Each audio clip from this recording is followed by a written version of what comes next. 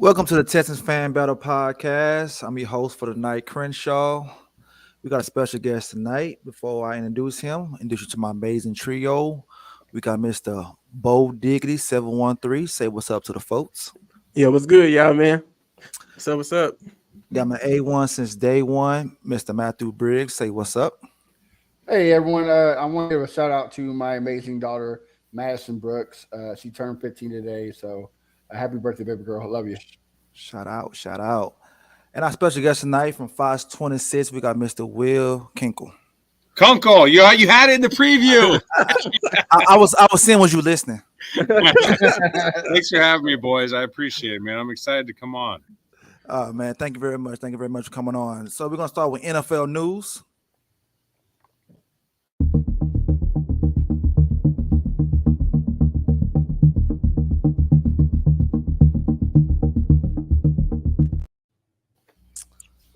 All right, NFL news. Aaron Rodgers activated from the IR. Fellas, I'm gonna start with you, Will. You think he's gonna play this year, or they just making a little noise? No, I mean I don't think he's playing. He said as much the other day on Pat McAfee's show that he's just not cleared medically to play. So I think it's a fun little look to have him out there in uniform for whatever reason. They're out of the playoffs. Who really cares what the Jets do at this point? But it's a bummer, frankly, what happened. But I don't think he plays. There's no point. Like why? Right. Yeah, it's no point at all. Bo, what you think about the news? Yeah, I thought it was just hysterical. I thought it was hilarious. I felt like Aaron Rodgers is like the biggest troll in the NFL because he know the Jets fans want him to play all season, and he knew they was excited. And I just think he's trolling them at this point because at this point, why say anything? Why just be like, we gonna relax? I'm just relax. I ain't gonna practice. I'm just gonna chill to the next season. But if I was a Jets fan, I would probably feel kind of disrespected a little bit. I'd be like, man, don't go to practice. I don't even want to see you practice. I don't want to see you mess with the reps. Just to let Zach Wilson go in there and do what he got to do. Yeah, for sure. Briggs? Yeah, I mean, if he did play, I was gonna go start taking some mushrooms too when I got hurt. Like, whatever this guy did to come back from a what was it, Achilles injury, that fast. Like, yeah, I'm doing whatever he does from now on. Like, the dude's a magic if he came back. But I don't think he could. I'm with Bo. Like, quit teasing the fans, man. Just stay at home, go to your dark room retreat, and meditate, bro. Like, just leave these people alone. Exactly. All right. We got some more news, and this affects us right here. Trevor Lawrence is in concussion protocol, and Jamal Chase is out this Sunday. I'm gonna start with you, Bo. How huge is that for the Texans?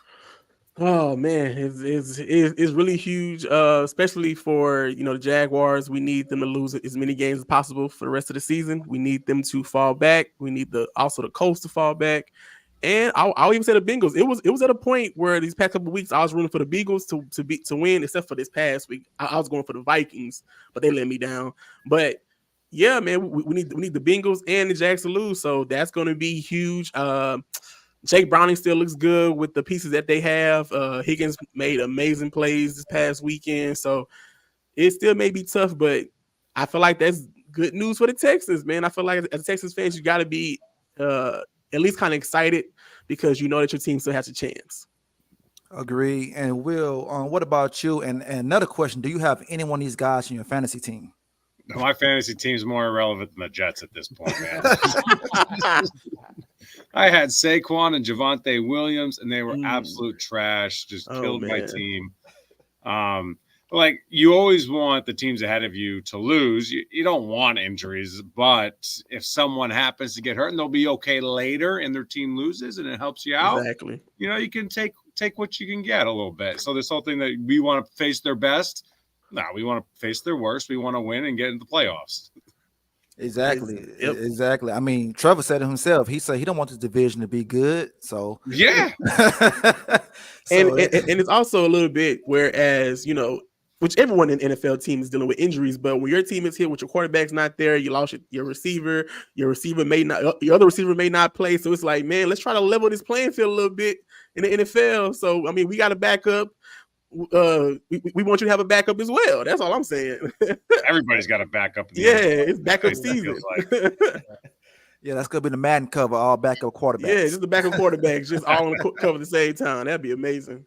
Briggs, what you got on it, man?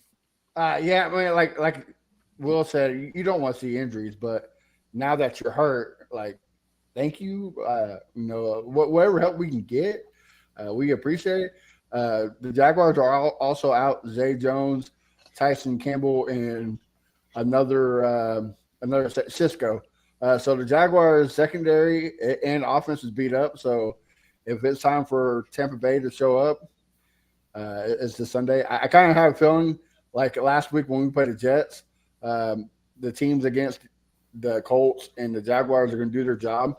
So I think the Texans need to do their job, so that way we can jump one ahead of them and take the division. I'm tired of this being a wild card. Let's play for the division. Let's put our big boy pants on and show them why we're here. Well, I mean, speaking of division, speaking of Texans, let's jump right into Texans news right now.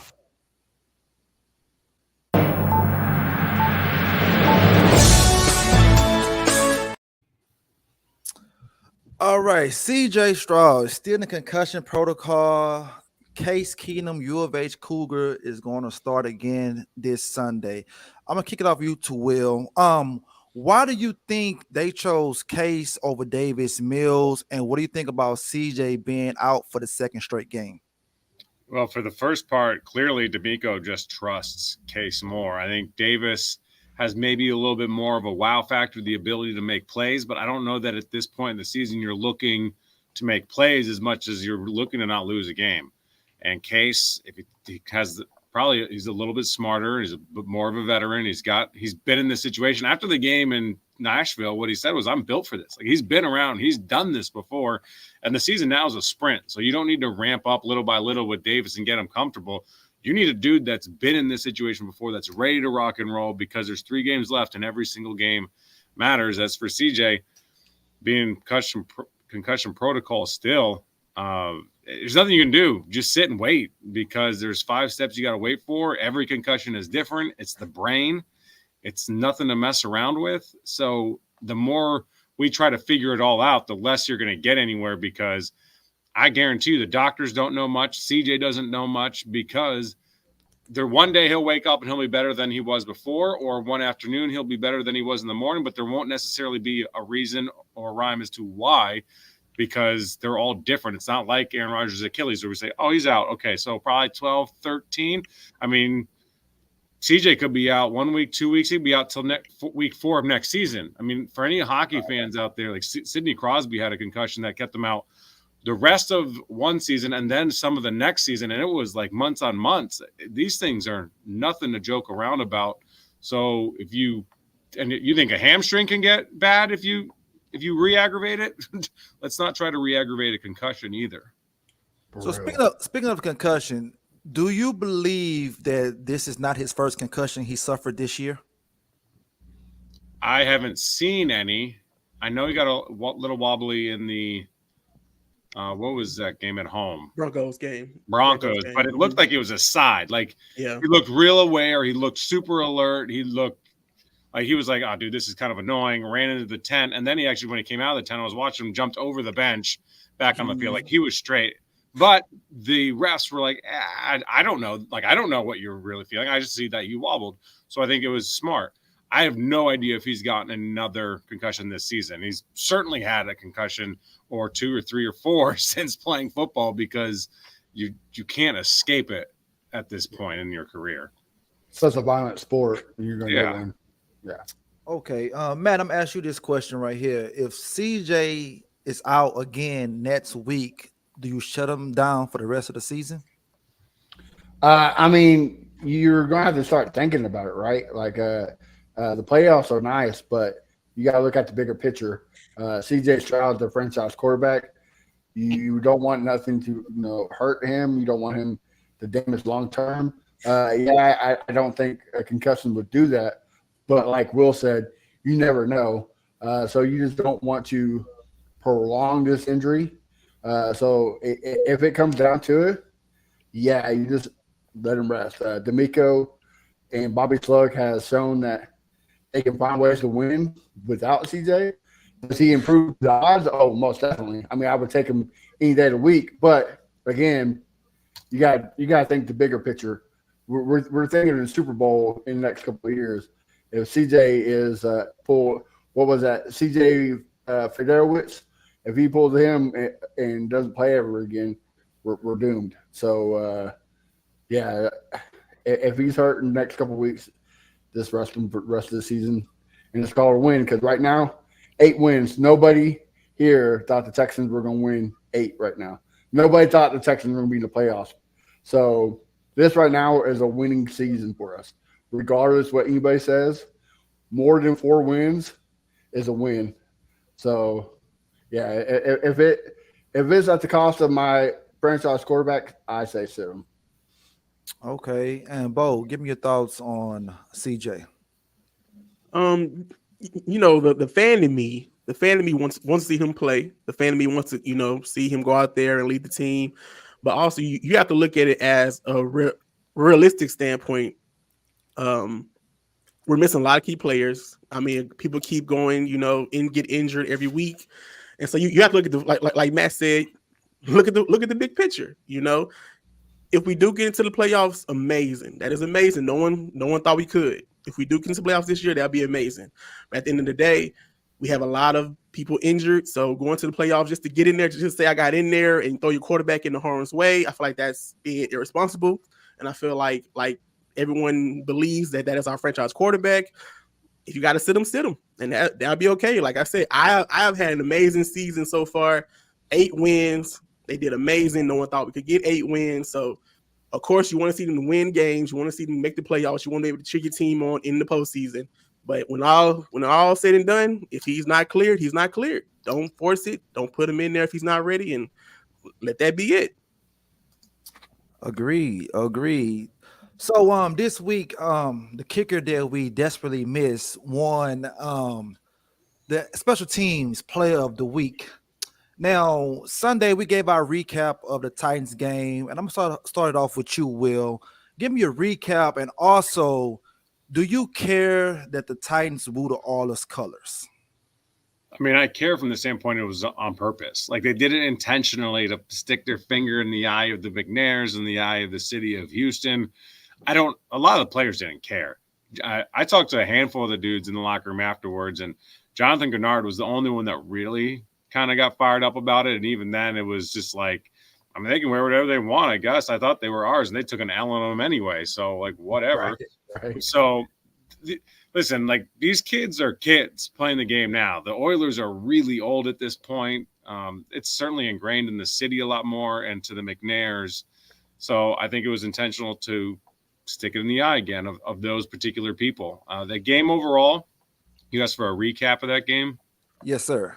Yeah, I thought the Bobby Slowick started off a little slow. I thought he needed to stretch the field a little bit with Case Keenum in order to get some of the guys out of the box before the running game started going. But they clearly had a game plan, and Bobby knew what he was doing a little bit more than what I knew what he was doing because we haven't seen the running game work all year. So why all of a sudden did we think it was going to work now? And they stuck with their game plan, credit to them, and it worked. And they ran it all over the Titans and down their throat. Most notably, Damian Pierce getting 1 carry. I don't know that he's ever going to be in the Texans lineup again. Like if you go into a game wanting to run and your starter at the beginning of the season gets 1 carry, it's not like the game plan just kind of evolved into it and there was only a quarter left by that time. From start, it was all about running the ball, and they did that. And the ability to stop the run on the other side of the ball, so impressive. Derrick Henry's no slouch. The Titans can run the ball well. And to stop it the way they did, to hold Derrick Henry to 9 total yards was beyond impressive.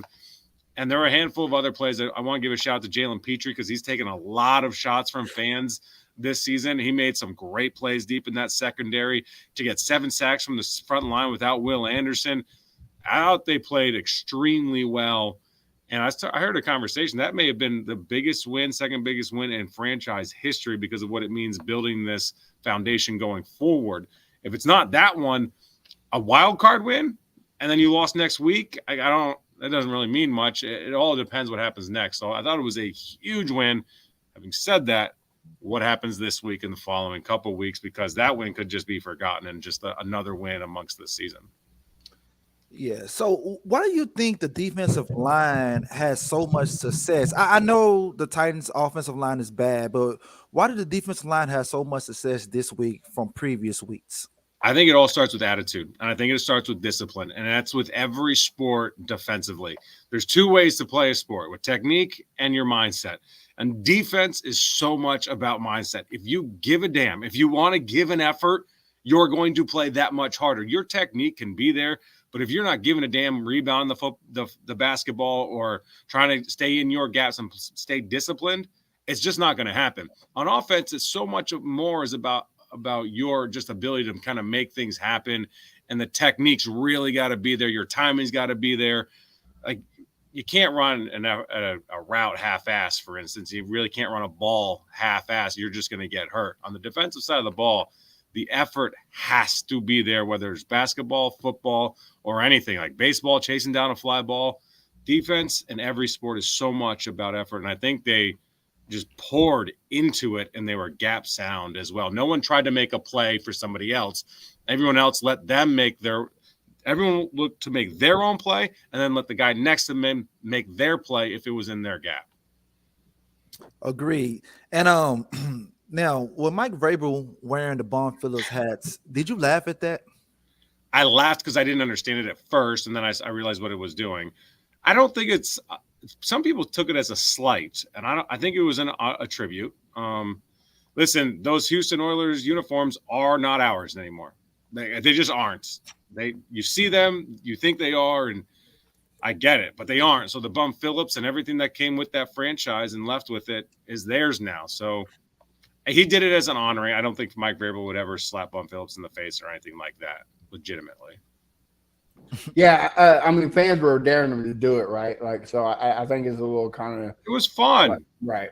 It was an honorable tribute. Like, he looked, listen, dude, he's a big boy. And on the field, when we were on the field pregame and saw him walking around with that, he looked like a cowboy. Like, he looked like a badass, man. Look like a person off of Yellowstone, huh? Yeah, dude. Like, that's not a guy I want to mess with, cowboy hat or not. Yeah, and the biggest part is that he took an L in it. So I mean, He did. I was hoping he was going to wear it over his headset, but it was too. Yeah, that was great. Okay, fellas, do you have anything on that game before we move on to the Browns game? No, we'll nail the right on the head. All right, all right. Well, let's kick it off to the Texans versus the Browns. All right, so the Browns are one game ahead of the Texans. So Will, what are the keys to victory in this game on Sunday? You got to be able to move the ball. Like, this is eerily familiar, this Jets game. Thankfully, it's inside, so you're not going to have that added feature. You're not losing CJ mid-game, and it's not Tank's first game out, so they've got some familiarity with the situation that they're dealing with.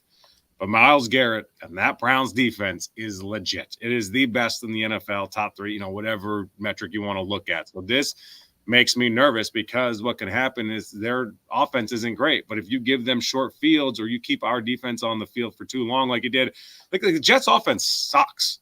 Like, they're horrible. And Zach Wilson threw for 301 yards and they torched the Texans.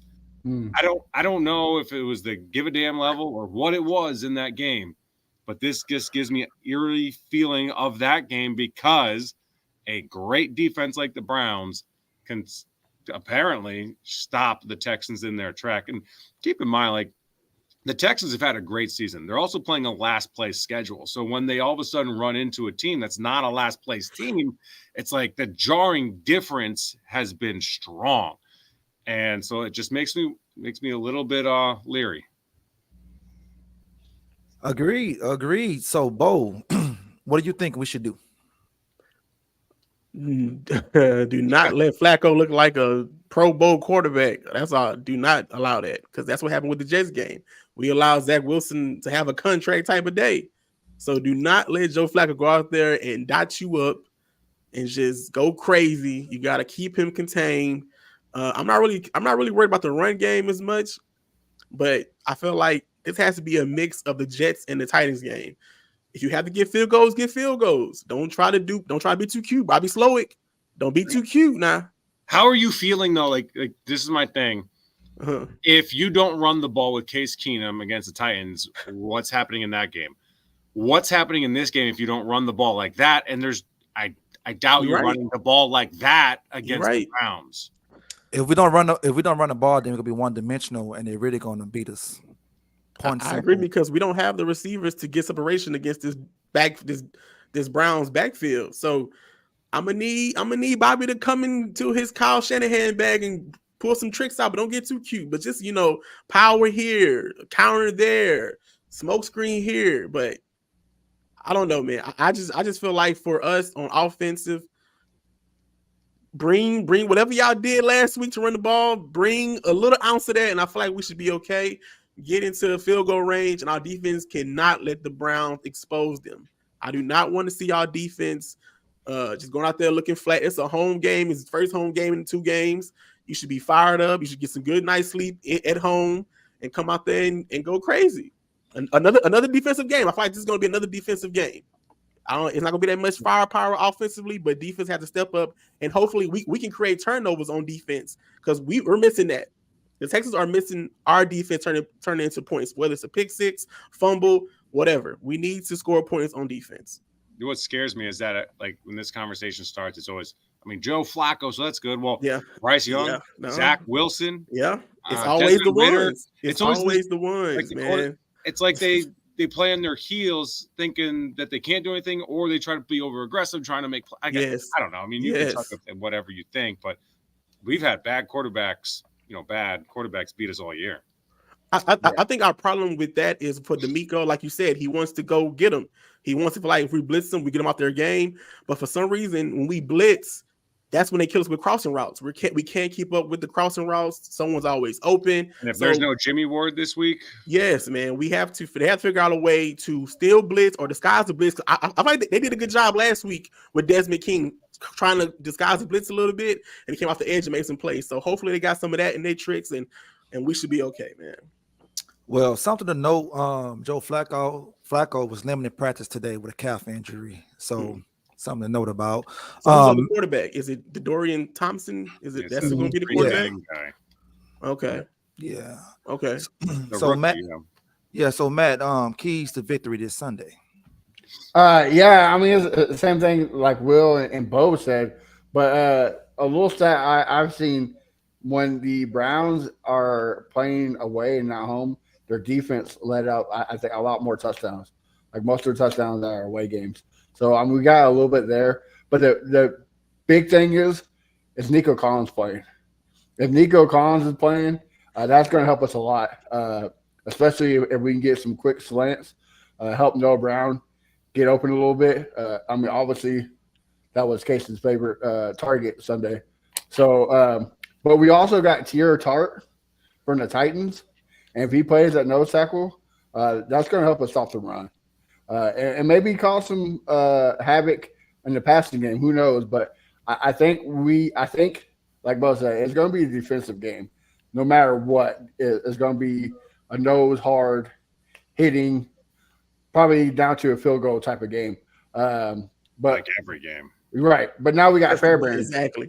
So we don't have to sweat it no more. We don't have Amendola where like, is this guy going to miss a 43? But what's crazy is that he won the biggest game of the year, like that Bengals game. Yeah, exactly. Yeah. So yeah, you got to get the run game going. Also, Singletary's the lowest yards per carry is 3.9. So you still got to feed it to him. Unlike Pierce, he gets positive yards. So just beat up the defense by running the ball. And if we can't get it, go back to the old Gary Kubiak days. Run, pass. Run, pass. Like just beat the defense down and see what we can do. It's gonna be a tough battle, but I think we can win it. Like it's just like last week. It's one of those games where if Bobby and D'Amico calls the game like they did it last week, Will was right. They got off to a little slow start. When it starts clicking, it was like a marching band. It sounded beautiful. Yeah, Got to it got take care of that rock, though. That pick six was very close to being the storyline. Yes, Yes. it was. Yes, it was.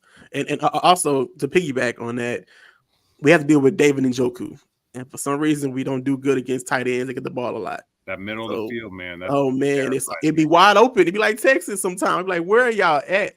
So hopefully we can slow them down. I agree with you, but to me, I think I'm not going to try to murder his last name, but I think Chig for the Titans is a lot better than David this year, and we somewhat slowed him down. So if we have the same game plan like we did last week against David, we'd be good. We just like I said, D'Amico. Hopefully hopefully he put a safety on him and not a linebacker because we don't have Blake Cashman. Blake Cashman is our best covered linebacker we have.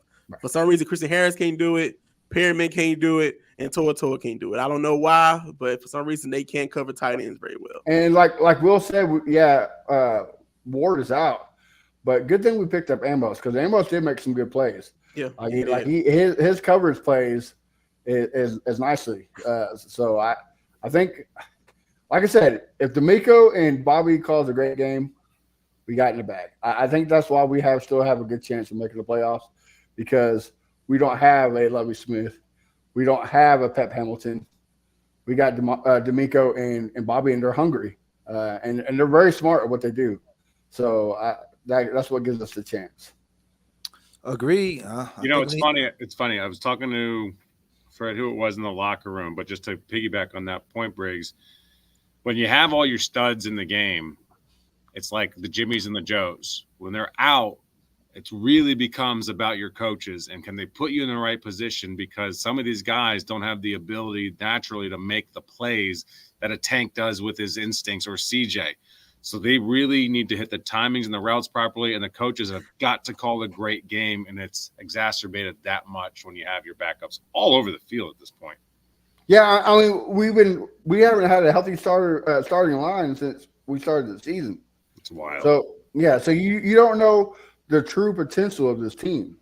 Like, who knows if we have a starting 5 offensive line? Who knows if Tank Dell stays healthy? CJ never gets in concussion. And to be fair, like the Jets lost Aaron Rodgers. Every team's lost. Like everybody this year feels like Texas ain't it. We're just real close to it. Right. Well, it's just like what you said, though. Yeah, we lost a lot of players just like everybody else, but our coaches are smart at what they do. They know how to put guys in position to win. I forget who we had on for the bye week episode, but he said during the bye week, they sat down with every player and was like, hey, this is what you need to do to get better. This is what you do to when this happens. Like, these guys are actually teaching them. It's rejuvenizing me as a fan to see these young guys coming out and do what they love. I think we finally got our Bill Belichick and Mike Tomlin coach. Like, he's going to be here for a while. Dude, I couldn't agree more with that because I've been preaching this a little bit. There's a lot of similarities when it comes to coaching the game with Ime Udoka with the Rockets and D'Amico Ryans. And there's an accountability aspect and there's a standard that the kids with the Rockets are having to live up to. You're seeing Jalen Green get benched late in games. You're seeing D'Amico Ryans go to guys that he trusts and guys that are playing hard and doing the things that they ask. Like, you're going to Devin Singletary instead of a guy of Damian Pierce that rushed for 1,000 yards.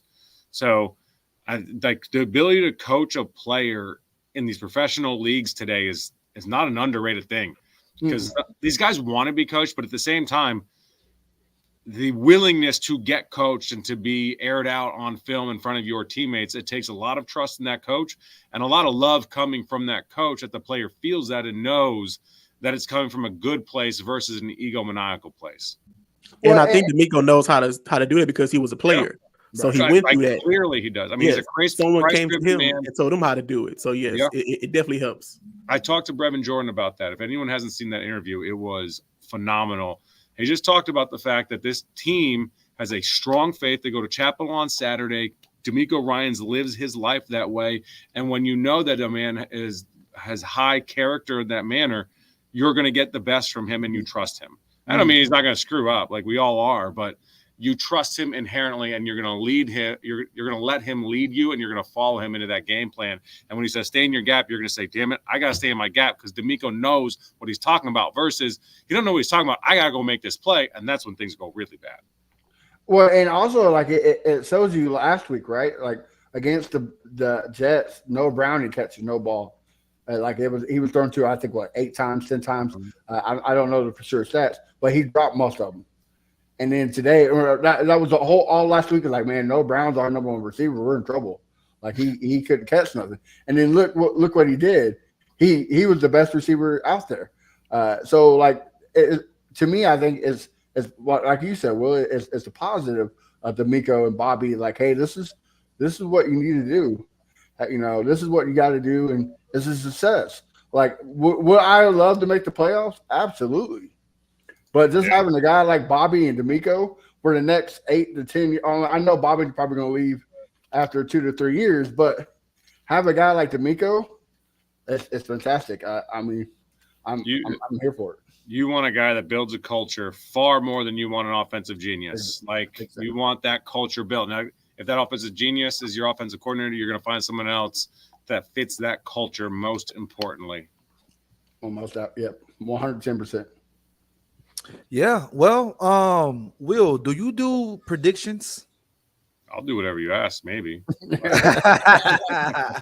All right. So what's your prediction for this Sunday? What's the score? Who's going to win? I think the Browns win. I don't know what the score is. I just, 'cause I'm just not that smart. I don't know there's a gap there that the Browns are just a better team right now. They've played better competition and they've shown that. I'm not going to be blown away. I'll be surprised. Listen, I was shocked that they beat the Titans. It's not because the Titans aren't good, because they're not good, but it's because they're down 7 starters, and you got to fill in the gaps in 7 spots. It's a lot, and I think the Browns might be too much. But I also think that because I probably won't be on again, I think they win the final 2 games and they get into the playoffs. That's my prediction. Okay, Bo, what you got? Oh man, normally when it goes to like around Thursday, Wednesday, I get a gut feeling whether we're gonna win or lose. But I'm not feeling that. I'm not feeling the gut feeling of a loss. I feel like that the Browns are gonna make a lot of mistakes. I don't know why. Some in my brain is telling me the Browns are gonna make mistakes. We're gonna score more than we did last week. So maybe it's just the homer in me, fan in me, but I got the Texans winning. I got the Texans winning 24-17. That's what I'm gonna go with. 24-17. Wow. Briggs? Yeah, like it's gonna be a hard fight battle, right? And like D'Amico said last week, the Texans need to get out of the Texans' way. So I think we're gonna come out with a win. I think it's gonna be nothing but field goals. I think it's gonna be 15-12. Yeah, we got a lot of stars out, but they're pretty banged up too. So I think it's gonna be down to the kicker, and I'm on Fairbairn. I think he's right now the top 3, top 5 kicker in the league, and he's going to take us to victory. So 15-12. Okay. Well, they better keep running the ball. Don't abandon the run. Take some shots down the field. So with that being said, the Browns going to win the game 16-13. Yeah, they got to take shots, but like Case doesn't have the arm to just air it out. You saw that Davis came in. And he threw a couple balls towards the sideline that lost a little bit of juice. That should have been picked. Like, listen, them beating the Titans wasn't like, quick work of them. Yeah. I mean, that pick 6 was almost the story. He almost threw a pick along the sidelines. If Dalton was a pick too. Yep, the Dalton Schultz play was a pick. If he didn't debo that ball, like, it's a different story. Yeah, and the Browns are significantly better than the Titans, and that's why I'm nervous. So, Bo, I don't want to change your heart, but no, it's fine. It's fine. My hope is just that the Browns wake up in the morning, they eat some drink some bad milk or something. I don't know. Maybe they something feel a little woozy in the game, and stuff just happens in our favor. I mean, we the home team. You never know. Man, I'm here for it. I am here for all that, my brother. Well, with that being said, too, like I know it's Christmas Eve, but if you have a chance if you got tickets to go to the game, you got to show up. Like this whole get your ass in the stadium. Yeah, they worked their tail off all year long for this moment. This fan base has been bitching a whole lot about how they suck, and they have sucked. Don't waste your money on a bad team. This ain't a bad team. This is a good product. It's a fun team, and it's an exciting team. So win or lose, it's been exciting football, and the fan base that's been in that building has been awesome. So show up, be part of it, and be jolly, baby. Let's go. Amen. They Amen. say even better. Exactly. Well, on that note, let's get to a segment that's a fan favorite. Matt, drop the bumper.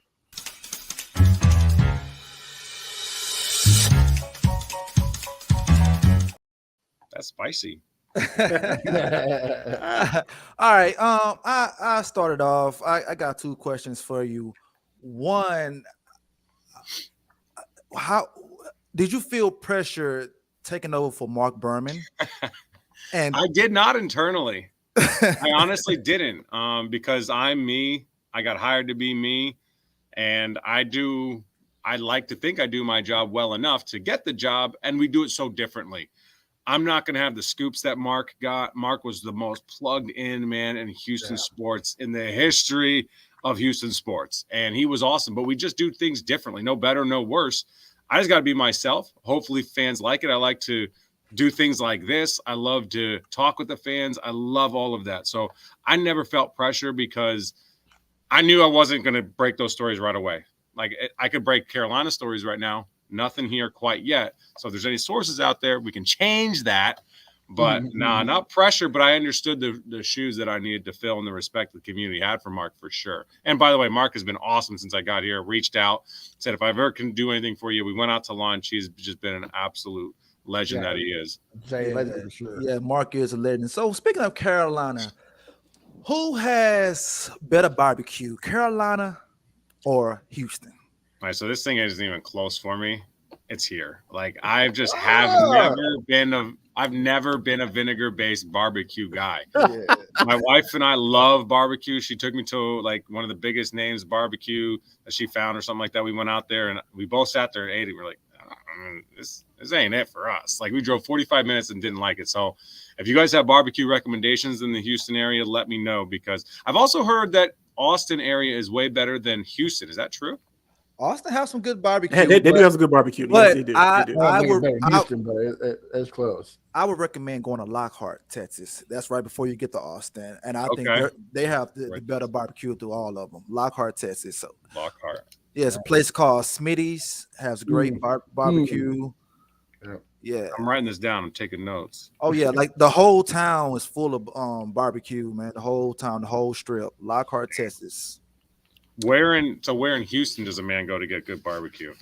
Well, I would go to Burns Barbecue. That's on the north side of Houston or whatever.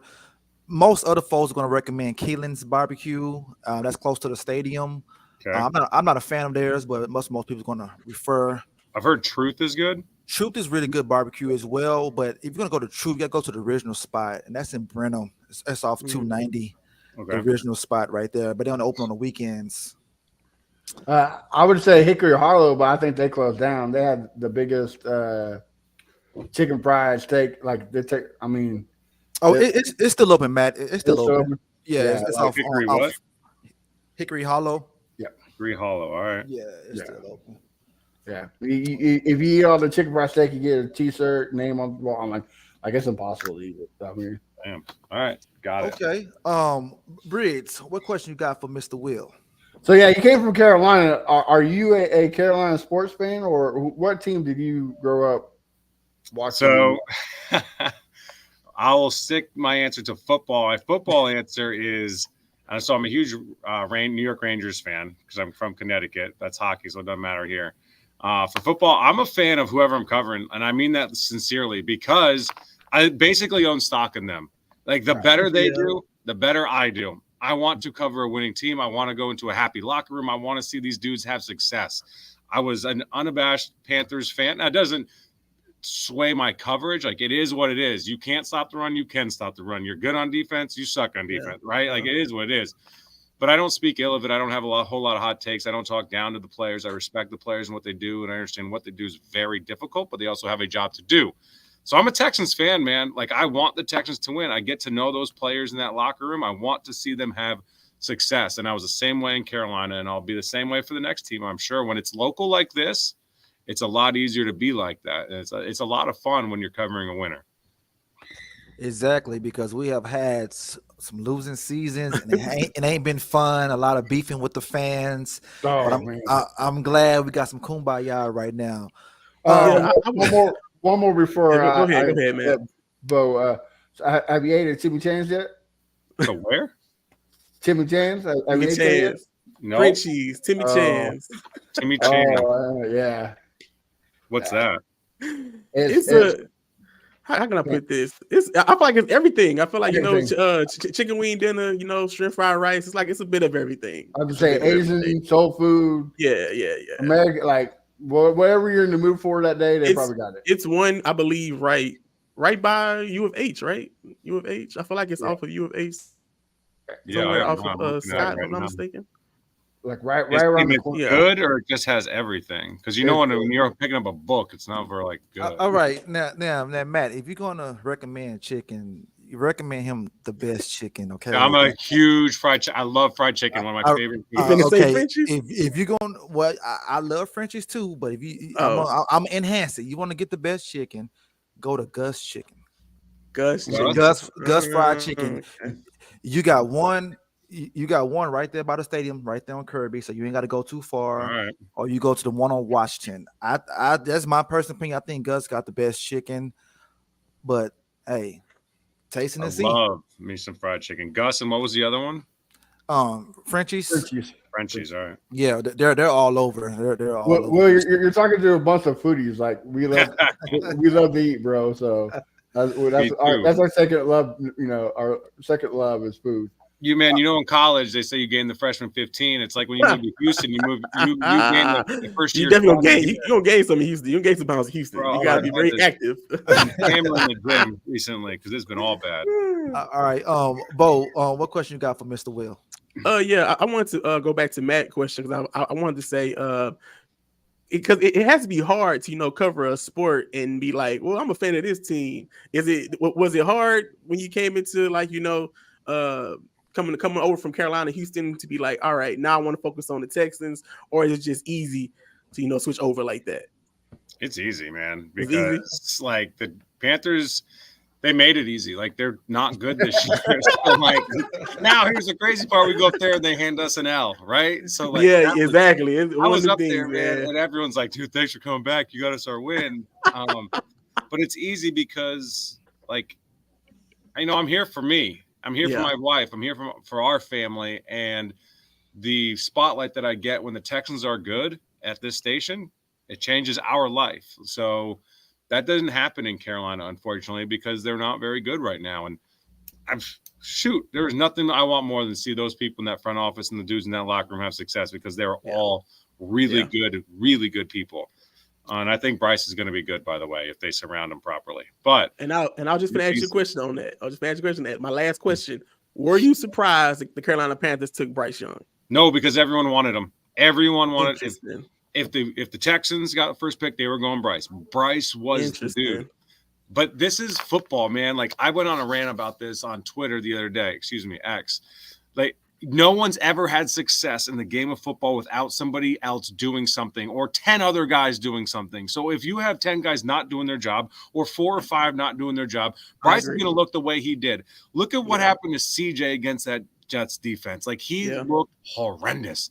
That's how it's been for Bryce Young in Carolina. Not because he sucks. Like he wasn't great at Alabama. He was great at Alabama, and then all of a sudden came in and just forgot how to play football. No, it's a team game, and they've got to surround him and protect him with better players, and they got to run a system that fits him. I was going to say, that Frank Reich system hurt him more than anything. Yeah, and that's what amazes me about the NFL. When these quarterbacks come from these Power 5 schools and they have the best talent around them and they come to the NFL and they don't do as good, it's like you said, once you have you get comfortable, you have 5-star receiver, 5-star running back, 5-star tackle, 5-star this. The best was the best of the best. So when you come to the NFL, you see so much of adversity. I feel like it crumbles a lot of quarterbacks.